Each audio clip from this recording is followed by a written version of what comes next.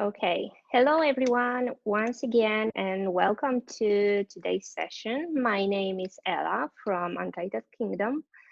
We are a software and product development company that focuses on femtech, digital health and IoT projects. Today, just in a minute, Sara, a product owner with over 7 years of experience, is going to present her thoughts and her tips about digital transformation for women's products. Hi, Sara. Just a little housekeeping before we get started. If you have any questions during the presentation, please type them into Q&A section in your Zoom control panel. I will bring them up during the presentation and we will have some time for answers. And of course, recorded version of this webinar will be available. Okay, so let's get started. Sara, the stage is yours. Thank you, Ella, and hello everyone. I'm really glad I have you all here with me. So maybe let's get to the point. As you know, today's subject is digital transformation of women's products. The main focus will be how to get into the digital world of femtech. And now I know that some of you are already working with femtech products. You already have companies that take care of that subject. So not everything I will say to you will be entirely new to you, and you probably have some experience with it. But I really believe and hope that you will find it valuable on any stage of creating either a femtech or any other digital product. So as Ella said, you can ask any questions in the QA section. Unfortunately, there's no option to give you access to the microphone, so we won't be able to talk, but Ella will read me the questions and hopefully I will be able to answer them. Okay, so let's start with why femtech. I would like to start with the issue of recurring question about the name of femtech. As you can see on the presentation, I'm asking a question here about femtech, mentech, and GenderTech. So the term femtech was actually coined just a couple of years ago, but it increasingly becomes more and more controversial because it's perceived by some people as discriminating some groups. And the question is, do we actually need the name, a separate name for femtech products?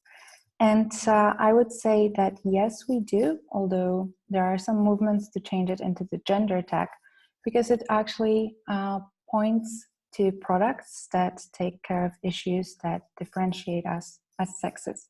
So it's not to discriminate anyone. It's not to discriminate men or people who identify with different genders. It's just to show a group of products that are actually taking care, usually from the health perspective, of issues that differentiate us, that are different for different sexes. And I will use the term femtech here, although feel free to use the term GenderTech. It's, as I said, becoming more and more popular. I'm also asking a question here about a niche or not.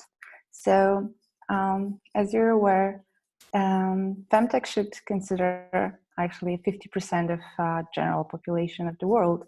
So it shouldn't really be considered a niche, but it still is. And still most of the products are actually created and targeted for men. So if you look through the digital health products or even physical products, they're still mostly considering men as their main subject, main target, really. So it is, in a way, considered a niche, even though it shouldn't. And moving from there to the market size. I won't say too much about it because you can find this information anywhere. But currently, the yearly spendings on femtech products are around $200 billion. So it's pretty funny that it's still considered a niche if we think that it's 50% of population and the spendings are on this level. It is one of the fastest growing markets currently, and you can see it both on the IT conferences, where it's becoming one of the main subjects, and also if you take a look at the investments in last few years, they're increasing in a lot quicker than in other industries. So about fighting the taboo. Some of the subjects in femtech industry, in femtech market are already covered. I wouldn't say that those subjects are oversaturated yet, but definitely they are saturated. So subjects like period, fertility, and pregnancy are already covered by multiple products. Not always in best quality, but there are some solutions for those. But there are still plenty of subjects that still require products, that there is still need for them, and especially in those subjects that are considered taboo. And as you're probably aware, subjects like sex tech is still, sex tech for women is still something that is considered indecent, especially on conferences in US, where sex tech products for females are actually banned from displaying their products. There's also a subject, for example, of menopause. If we think about it, technology is mostly aimed to younger people, but currently the women who are entering the menopause phase are already users of technology, and those are advanced users. They're not our grandmothers. They're probably our mothers or even women that are of our generation. So they are very familiar with technology. They are looking for solutions in tech, but there is nothing there for them since menopause is still something that we don't really talk about in public. But again, if you think about it, subject like period was still taboo just a couple of years ago. And thanks to the products, thanks to a different language that we're using currently, it's not that taboo anymore. There's also subject of women from other cultures. Most of the products are aimed still for European culture, for needs of European women or those in the US, which is still very similar culture. But there is a huge market waiting to cover their needs, and still the technology is not, even though it's available for them, it's not really covering the subjects they're interested in. So we're mostly talking regarding femtech about products related to health. But there's so much more in the femtech. There's so much more in problems that women have on daily basis, and they could be solved by technology. They could be solved by digital products, and they're not always considered as femtech.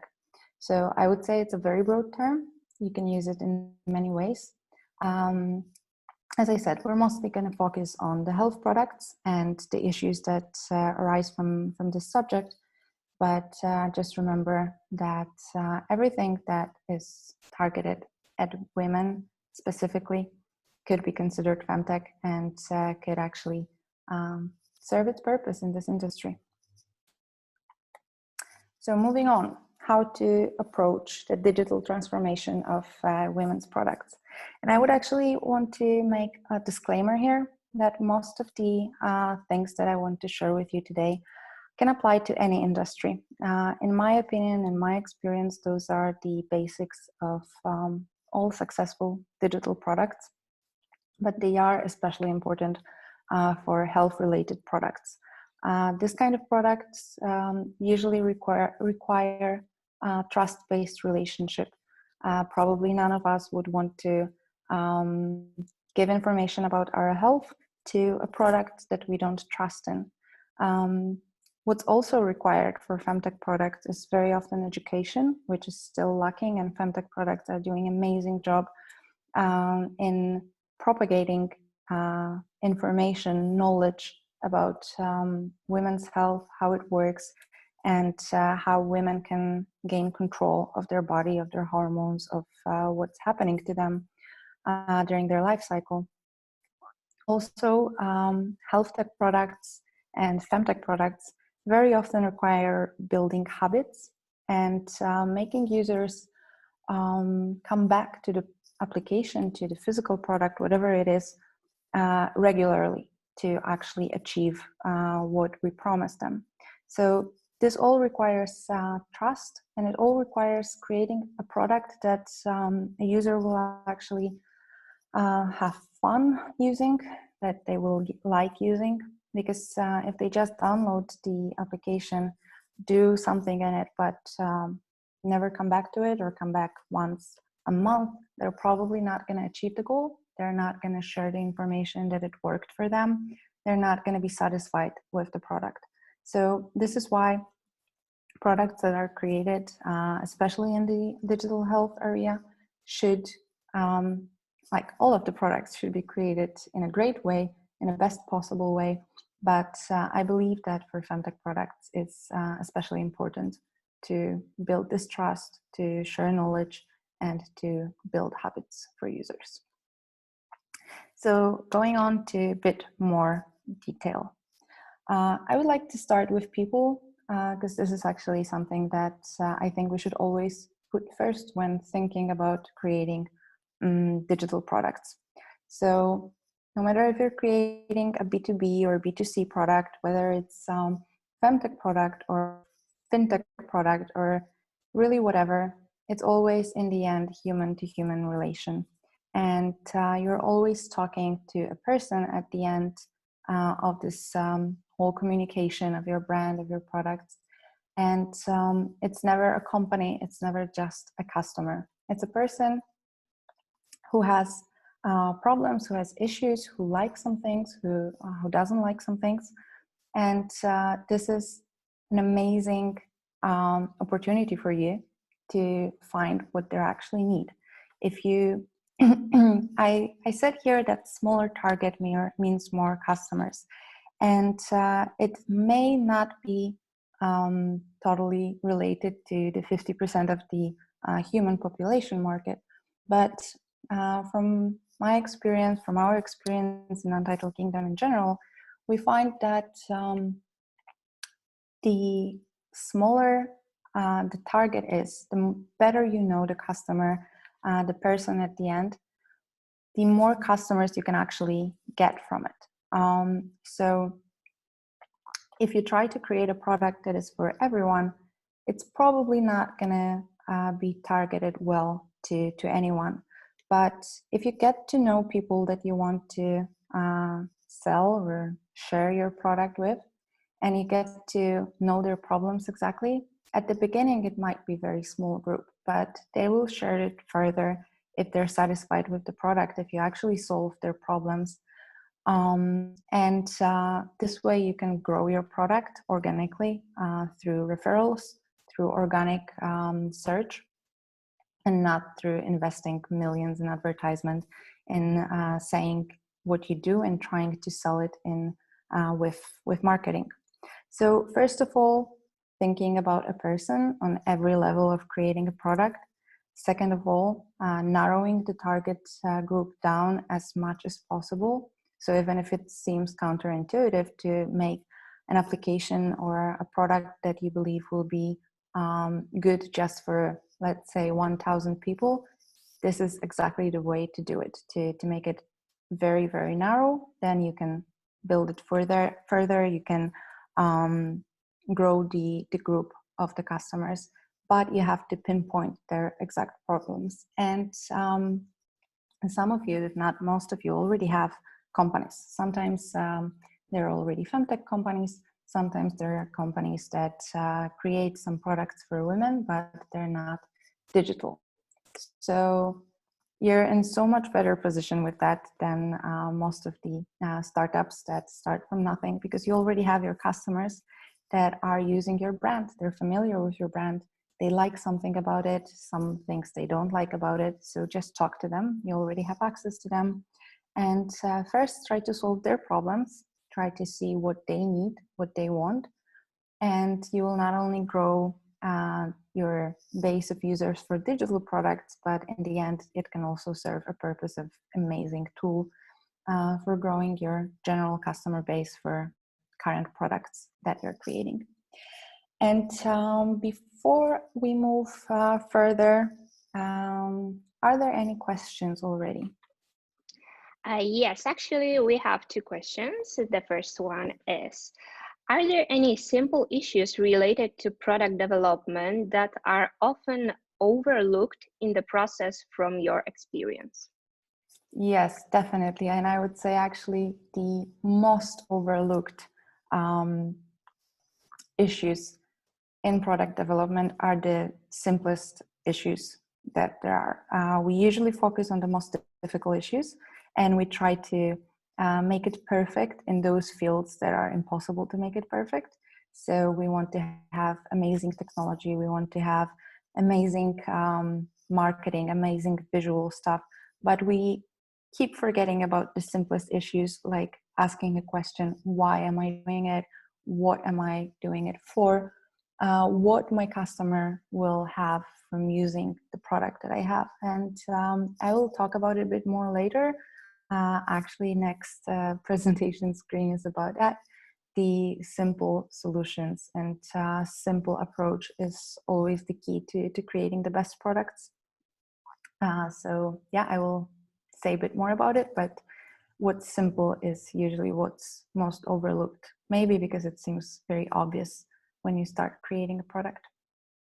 Okay, thank you so much. The second one is, women suffer more frequently from autoimmune diseases than men. What do you think products and solutions that resolve these problems should or can be called femtech? Yes, definitely. It depends on the approach you take. If you try to create a product that is aimed at everyone, both men, women, or any other genders that people identify with, it's then difficult to call it femtech just like that, because it's just a digital health product. But if you create a product that has a different path for women and different path for men or other genders, if you make any differences in the product based on the gender itself, then definitely it's either a femtech or a GenderTech product. Yeah. Okay, we have also third one. So how can I measure any target group? I have an offline product and I don't know how to measure how many customers can use something digital. Where to start with? So that's a very individual case, really, depending on the product you have and depending on what you do and what is your current communication with your customers, whether it's only communication that goes out to the customers or do you have any feedback from them. But generally, just simplest way possible, asking them, maybe not a very broad question like what do you need or what do you want, but try to think what you're already giving them.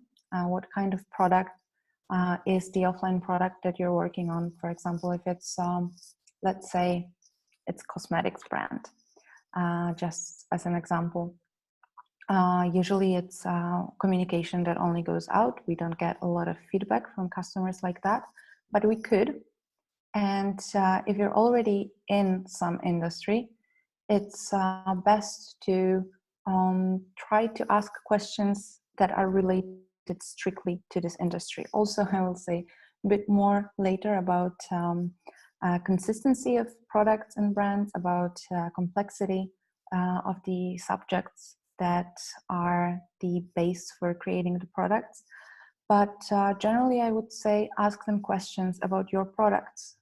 If it's cosmetics, it can be a product, a digital product for example, the Hmm. What are the cosmetics made of? What people are interested in when using your cosmetics? Would they like any tips how to use it most efficiently and stuff like that? So don't try to, at least that would be my recommendation. And don't try to go away from your basic brand and from your message that you currently have. But yeah, ask your customers. You have Facebook, we have Instagram. Like right now, reaching out to the customers, all of them, is very simple. And even if they won't be interested in digital product, it's worth to understand why they won't be interested in it, and also consider it when building the product. Okay, so the last one in this round. Post-COVID, what are your thoughts and major trends we may expect in the femtech industry? Yeah, so this is a pretty difficult question. I would love to have a straight answer to that, but I think that currently times are so uncertain, like they never were before, that it's very difficult to predict anything. One thing I'm sure about is that femtech and generally the IT industry will get more focused on health issues, on digital health technology, on telemedicine, e-medicine, so access to medical help without actually physical contact with the physician. So I'm pretty sure that this will be something crucial. Again, it's very difficult to create a product that gains enough trust from users to actually share their medical issues, and to trust that the information they get from a product like that is as valuable as from a person that they physically see. Especially with the femtech, the problem might be with anything related to pregnancy. We all feel safer when someone can see us, when someone can touch us, and measure everything in real life. But there are ways to do it digitally as well, and building this trust-based relationship can help. So I would say that will be the strongest trend. Okay, so I think we can move on, but remember, if you have any question, just type it in Q&A section and we will answer it in the next round. Okay, so something related to a question we had in the Q&A, so about keeping it simple. When trying to come up with innovative solutions and like creating new products, we tend to overcomplicate things. And very often, because of the complexity of women's health, of women's needs, we try to solve it all at once. And before we actually push it to the market, it's often not relevant anymore. So my advice in all digital products really is to focus on one problem and one solution. First of all, it's just simpler to build it, to push it out and test it immediately. And that's also something I will be talking about a bit more in a minute. But yeah, first of all, it's easier to create a product if you have one goal in mind. It's also easier to communicate what you're actually doing to your users, to your customers, if you know exactly what you're focusing on.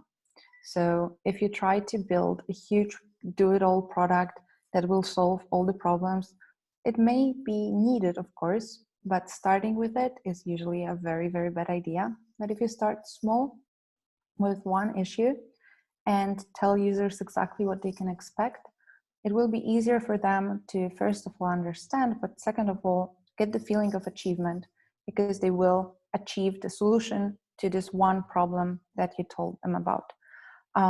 So it's just like, for example, if we're buying a shampoo, if it promises us that it will fix all our problems, we usually just don't believe it, because if it's for everything, it's probably for nothing. It's the same way exactly with digital products.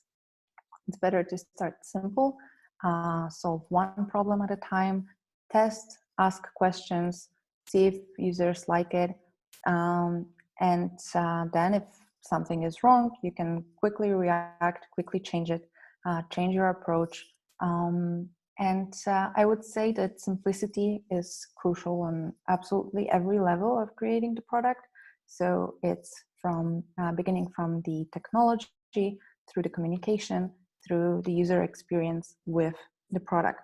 If it's simple, it usually works a lot better for the users. If it's too complicated, even if it serves the purpose, even if it's solving a lot of problems, users probably won't understand very well all the complexity of the product. So it doesn't make sense to build it and push it right away. If you think about the best market examples, they usually started very, very simple, and they built on top of that. So they created features that were related to the first main feature. But again, if you think about it, all of those great products that are currently on the market that you're using on a daily basis, you can probably still say in just one sentence what their main goal is. Maybe not Google or Facebook, because they grew pretty huge, but also they started very, very small and just built on top of it based on what they're doing. And I would say that actually this is the most often case when we work with partners in Untitled Kingdom, that we take a very big idea and we strip it down to find the core, find the main issue that the product is trying to solve, and then start building it from there, from something very, very small. Okay, so about the iteration, about building from the core. I said that you can build on top of that, but I would actually want to say that it's more building around the core. If you find the core, if you start very simple, if you don't try to find solution to all the problems in the world, but have this one very specific issue that you're solving, it's going to be a lot easier for you to build around it, to choose features, designs, everything that is surrounding it, but still related to the main message, to this one sentence that can describe your product. And to have the iterative approach. And what I mean by that is, first of all, the testing. So pushing, like I said already, pushing out a simple product, testing if it works, testing how it works for the user, and then either changing it, iterating your idea, or building surrounding that. So building something bigger, but still on this core. You will quickly see what works and what doesn't, and being quick in this environment, especially in digital environment, is absolutely crucial. Some of you, if you worked for offline products, may have a bit different experiences, that it's better to build something till the point that it's actually great to use and then push it out, so users don't get negative experience at first. But in digital world, it's a bit different. Users in digital environment are used to testing, are used to having beta versions, and they actually love it to see it firsthand before everyone else get the product. And they're also a lot more eager to share their opinions, so it's a lot easier to get information from them on the very early stage. So again, if you have this simple problem, simple solution, just a couple of features in the product, or even just one feature that users can easily achieve the goal, you can also easily create A/B tests for that and see what works and what doesn't. Medical products, if they're classified as medical products, they require testing anyway, but you can either create a test that just gives you information needed for the classification documentation, or you can make a test that gives you amazing answers from people who will actually use and share your product later on. yeah, I think this is all from this subject. So any new questions?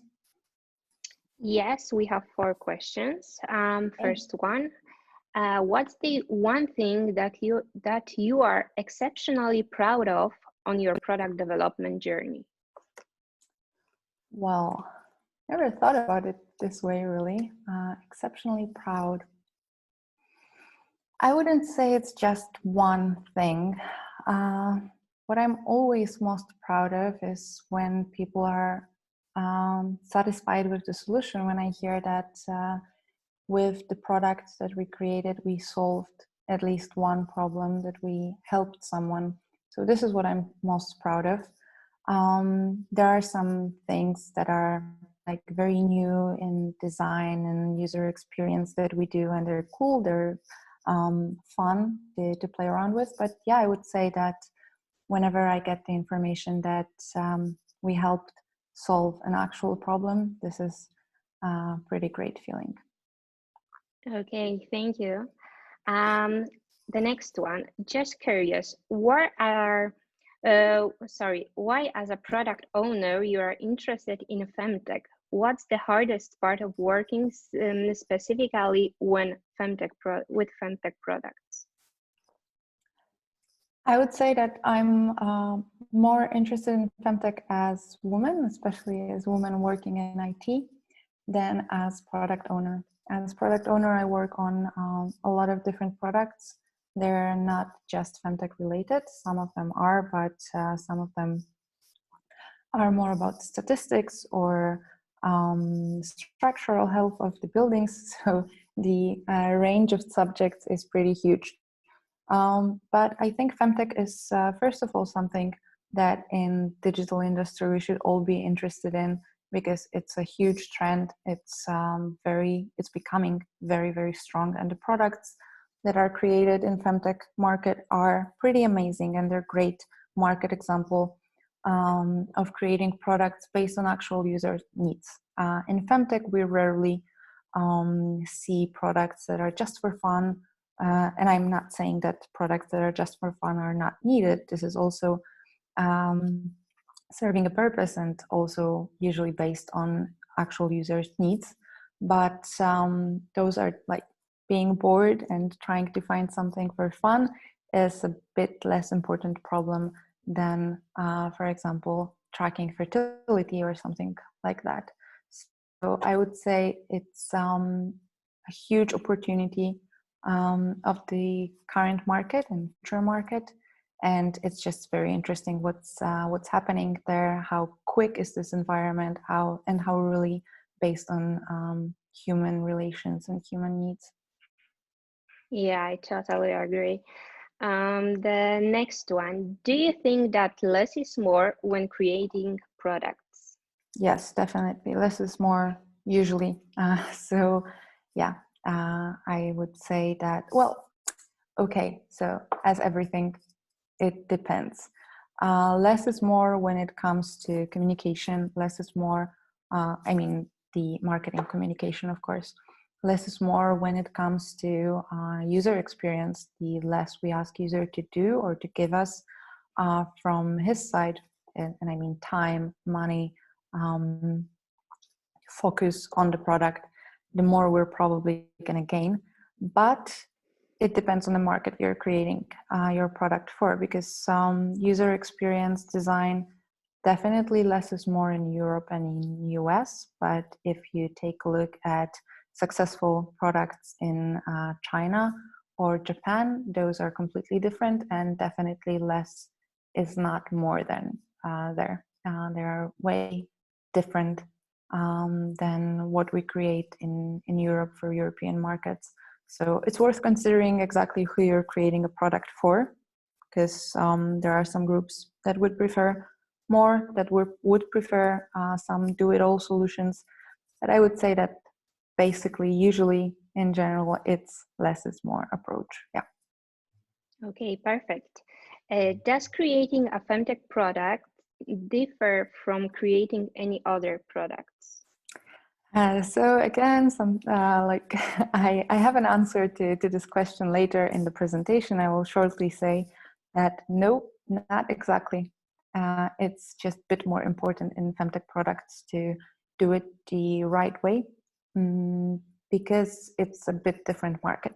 And I'm not saying that the target audience is different, but the market is fairly new, and it still requires the products that are just great, because there's a lot of products in femtech market, but very few products that are created in a great way. Those are pretty amazing, but it still requires a lot of work for this market. So I would say you need a bit more to create good femtech product than you need it if you're creating a game, for example, or social platform. Okay, so last but not least, what are other potential areas femtech businesses can enter, apart from the usual menstruation, pregnancy, and menopause? So I would say, first of all, the menopause, which I think is a huge subject that will probably bloom in the next couple of years. I think this is one of the most interesting and most needed subjects to cover right now, especially with a huge target audience that is just waiting for something good to happen. There are some trackers for menopause, but nobody is really doing a great job in this field right now. It's fairly easy to approach, at least on the basic level. There is also sex tech, of course, that is a bit more fun, but also pretty complicated. We all know that sexual health is important, and it is different for women and for men. The approach is different, the solutions are different, and it still also requires a lot of work, especially in the education field about it, because we're still missing some education about it. But there are also a lot of other fields related more to cosmetics, to primer caregivers that women are usually in households, and we can also solve their problems with digital health. With digital products, sorry. Okay, perfect. Okay, so I think this is pretty similar to keeping it simple, to approach everything in the very iterative way, to identify and react, to just pinpoint the problems immediately, to test and listen. And as I said on the very beginning, if you already have a group of customers, you don't have to look very far away to get the answers. So building an MVP product, minimum viable product that is giving users a basic solution to just one simple problem is usually all you need to create a great product. If you do it right, if you identify your problems or your users' problems and then problems in the product you're sharing with the world, it's going to work that much better. So we can move on to consistency.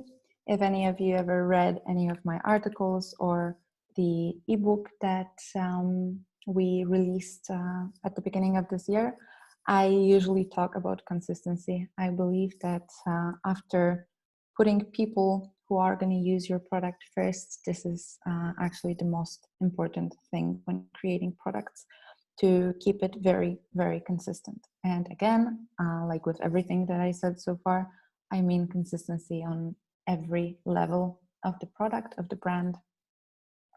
If you think about it, like the first question here is, so what do you actually do? If you have a brand, you already have some image, some message that you're sharing. And if you create a product that will be completely out of the blue and will have nothing to do with your current product, your current customers first may not be interested in it, because the problem you're trying to solve that is different, that problem you were taking care of so far, they will not identify it with your brand. And if the message is mixed, so like you're doing something related to health, and then all of a sudden you're doing something related to taking care of the kids, for example. Those are two different subjects. It's just difficult for people to grasp the connection between one and the other one. So I would say that if you keep it clear, which is possible if you start small and build around the core, like I was saying earlier, it's just going to be easier to keep in check if the features that you're adding, the messages that you're sharing with your customers, the language you're using, design, user experience, everything related to the product, is it consistent? If you try to push something huge all at once, it's very easy to fall into a trap of creating something inconsistent. And I would say that customers, even if unconsciously, are extremely sensitive when seeing inconsistencies in the products they use. So I believe that this is what really makes the difference between great and average products. There might be average products that serve the purpose, that solve the problems, but there's something wrong with their communication, with the way they look, with the way they feel. They might just be inconsistent. And there's pretty simple exercise to it. If you think about the products that you use on a daily basis, your favorite applications, favorite digital or even physical products, you can probably easily connect their main message, the way their products look, they feel, and what problems the brand is solving. So if you keep close to that, to your main message, users will identify the problem, and then they will think, okay, I want to track my period. Here, this is the brand that takes care of it. So if there is a brand creating feminine hygiene products, it's very simple for them to keep it consistent if they create a product for period tracking, fertility tracking, and so on. But if they want to do something more in a digital health, it's still possible to connect it, but maybe a bit more difficult, and users will have a harder time finding that this company, this brand is also responsible for this kind of product. So think about the products you use, try to find inconsistencies there, try to see what is consistent, and see how it reflects the way you think about the brand, what you can say about this brand, and see if this is actually making you trust the company more or less, if it's inconsistencies, and try to use it every time you make decisions about your products. It is pretty common that based on the market trends or the worst case scenario pressure from the investors, we make decisions to add some features or change designs or change the message, either for the marketing purpose or because it's going to sell better.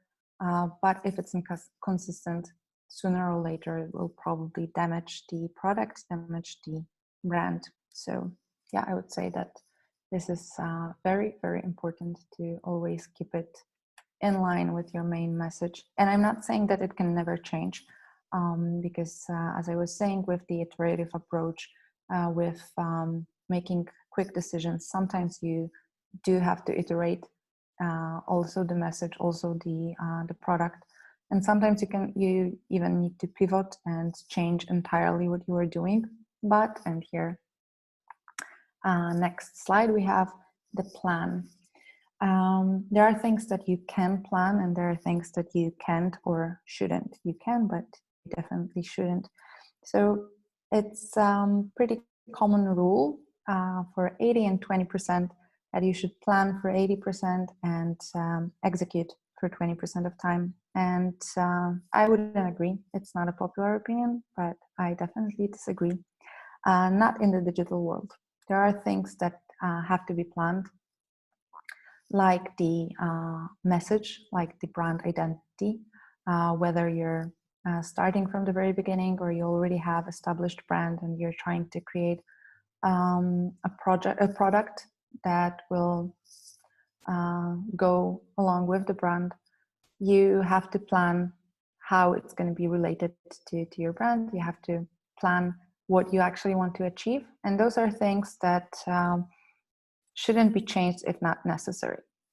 Like you probably know, the logo, the brand message, those in big companies change rarely because they are the ways that people identify the brands and also identify what the brands say, and they get used to it.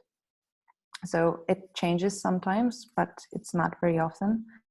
And I would say that the main message, the core features, the core problems we're taking care of are also as important as logo for brand identification.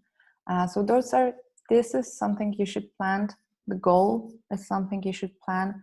But what happens in between of the main steps is, and I chose all the synonyms for word quick here, those should be based on quick decisions, on listening to the customers, on acting very quickly, and not trying to plan a roadmap of product development for the next 5 years. We've seen some of the misconceptions like that I will plan for the next 2 years and then all I have to do is just develop it.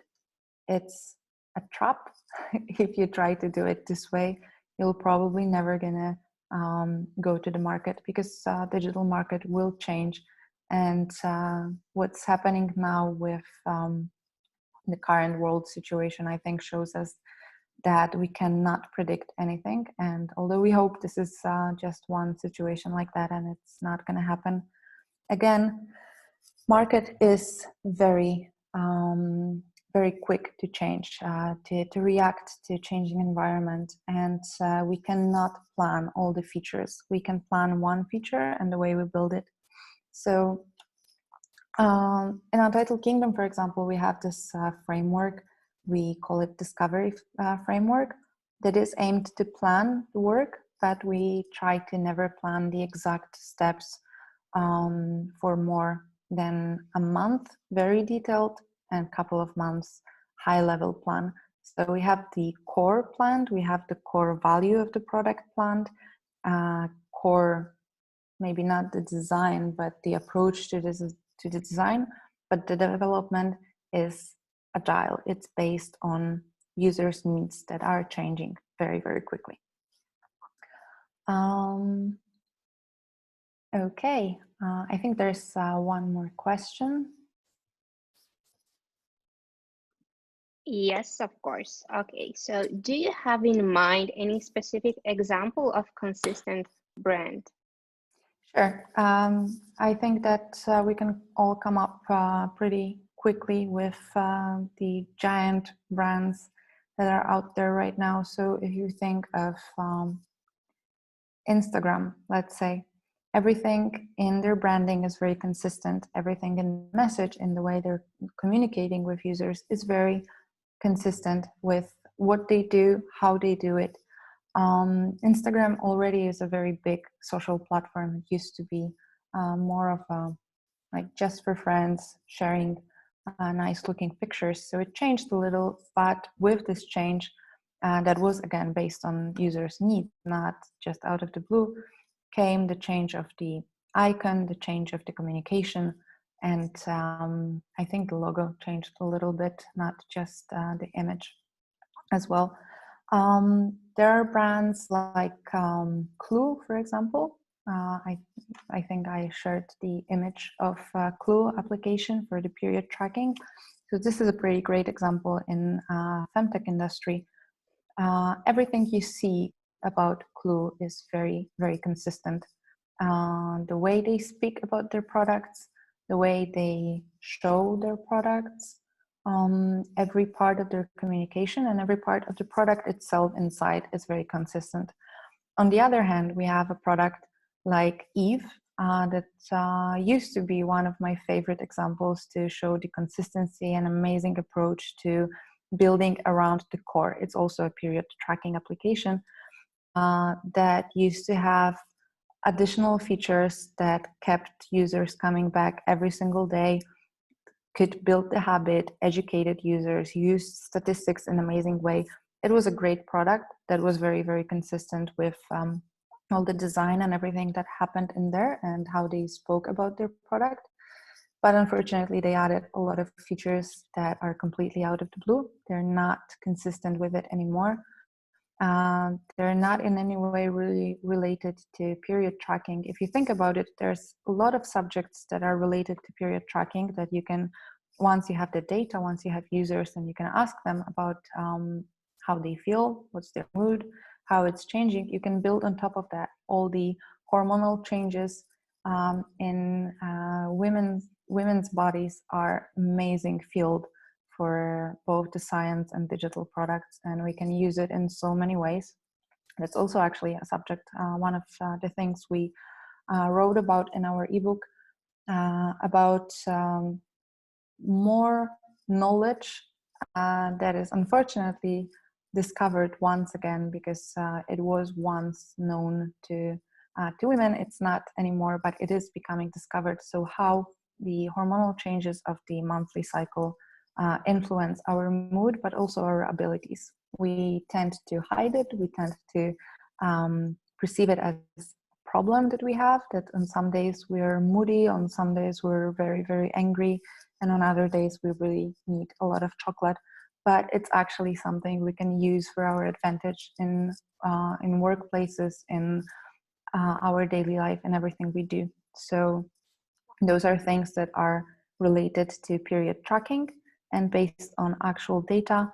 But unfortunately, some of the products go the other way and try to make it more accomplishment related game that is weird.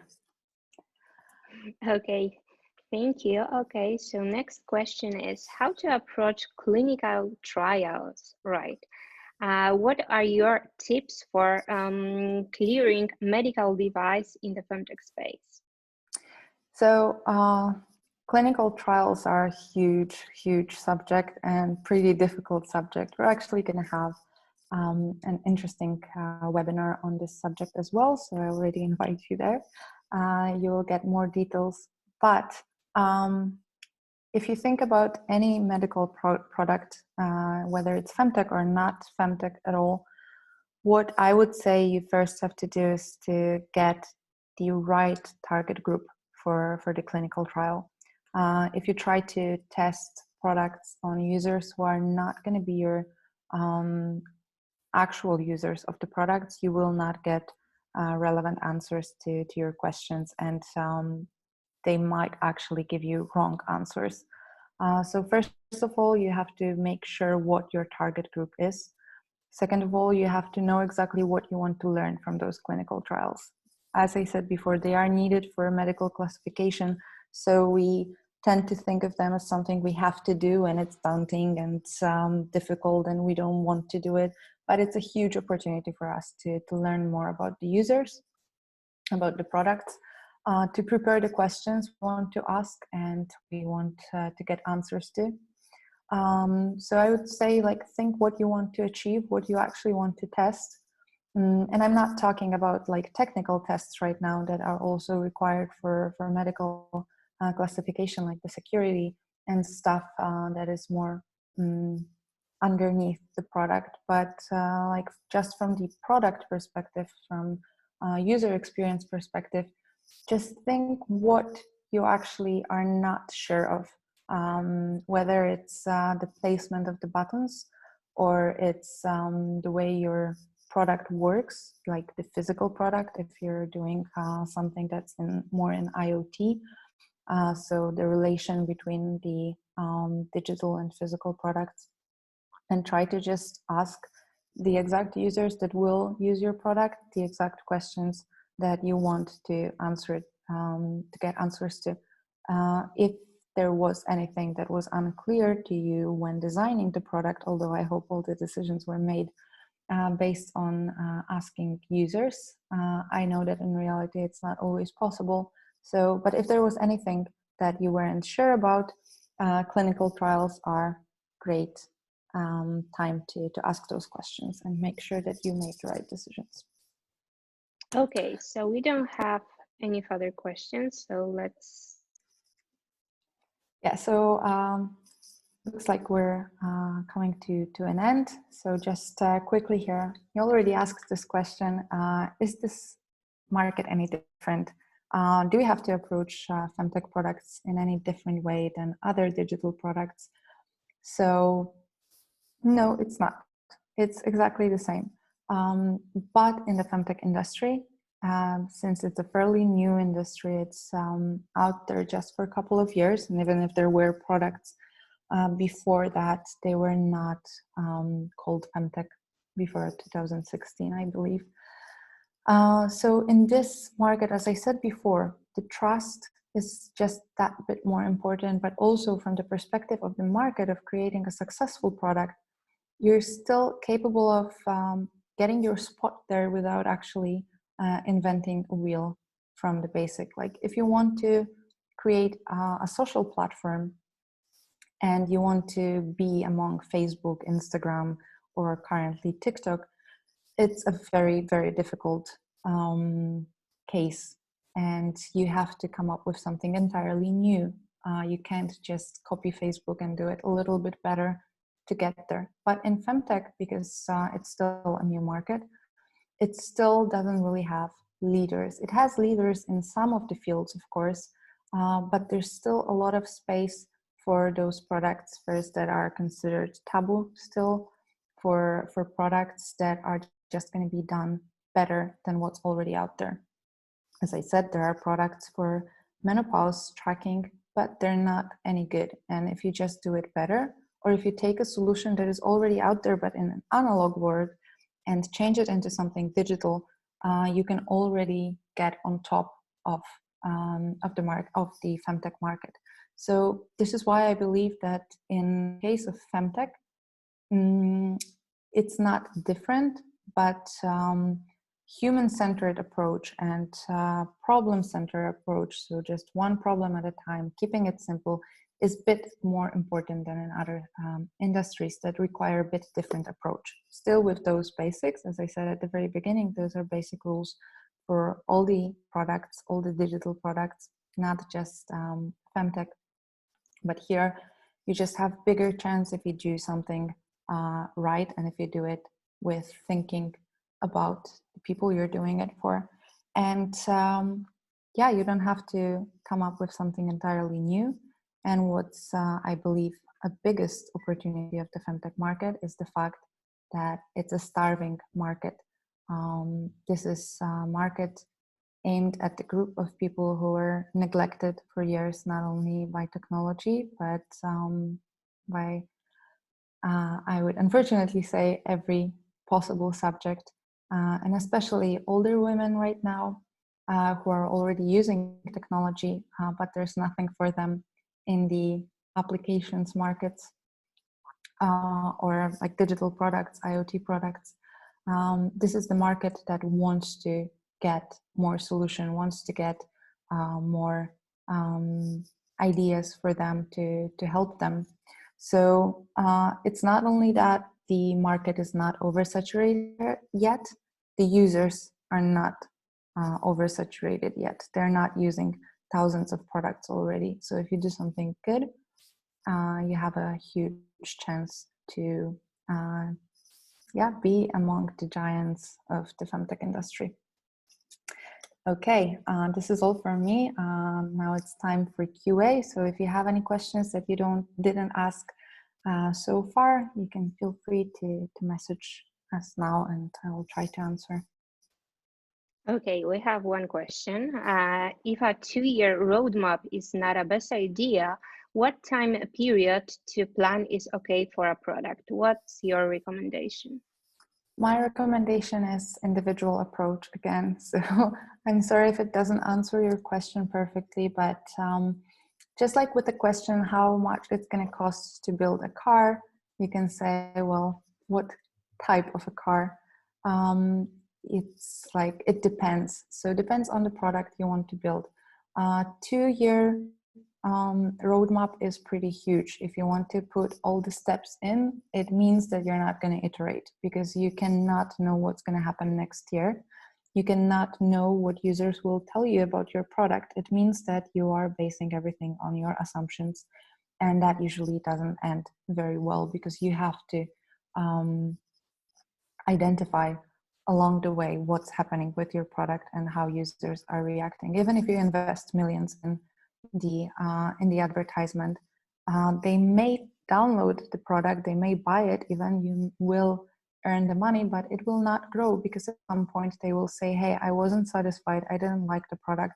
So the number of your customers is limited.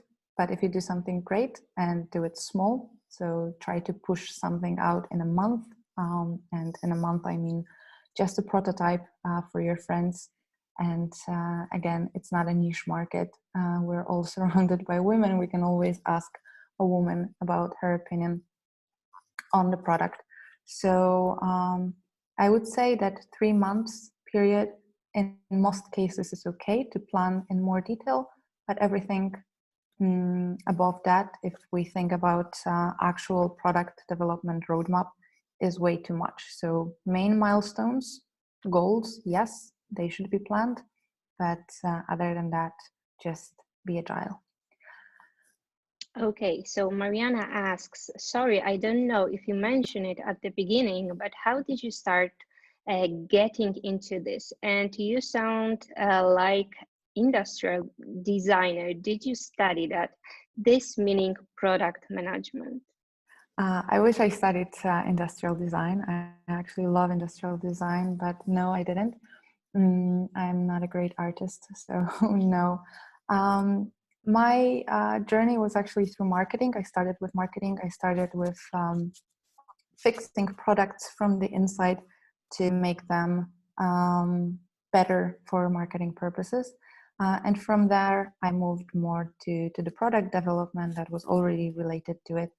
But I actually studied fashion design and film studies in university, so nothing related to product management, although related to trends and people and how they perceive the products that we share with them. So whether it's film or fashion or a digital product, it's always worth it to think about people and the customers, even if they're not paying customers.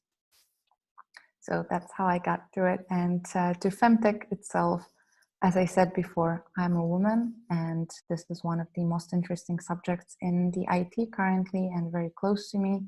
I have women's female friends that I discuss the problems with. I have female colleagues at work who are having the same sometimes problems because it's mostly male environment. And yeah, we all have mothers, grandmothers, sisters that we talk about a lot of problems at home regarding our body, our health, and most of the information we get really is not from the books, it's from the women that are surrounding us. Unfortunately, currently it's a bit less knowledge shared between women. I believe that this is the most valuable knowledge that is based on experience from our grandmothers, but hopefully digital products can fill this hole. Okay, I think there are no more questions right now, so I would say thank you everyone for participating. Thank you for being so active and asking questions. That helps a lot when presenting something. I hope you found it valuable and helpful, and yeah, Ella, do you want to add anything?